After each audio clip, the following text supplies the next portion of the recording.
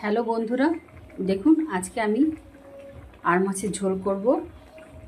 তার জন্য লাগছে আমাদের আর মাছ। আমি 3 পিস আর মাছ নিয়ে নিয়েছি। প্রথমে ভেজে উঠিয়েছিলাম, তারপর দেখুন আমি আলুগুলোকে ভেজে নিয়েছি।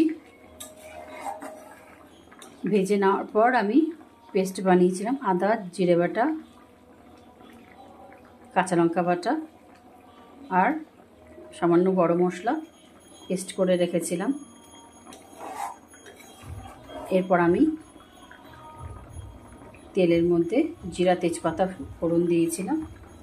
ফোড়ন দেওয়ার পর আমি আলুগুলোকে দিয়ে মশলাটা কষিয়ে নিয়েছি। কষিয়ে নেওয়ার পর মাছগুলো দিয়ে আমি একবার ঢেকে দিয়েছিলাম। ঢেকে দেওয়ার পর দেখুন কি সুন্দর কালার এসছে। তারপর আমি দেখুন কাঁচা লঙ্কা 3-4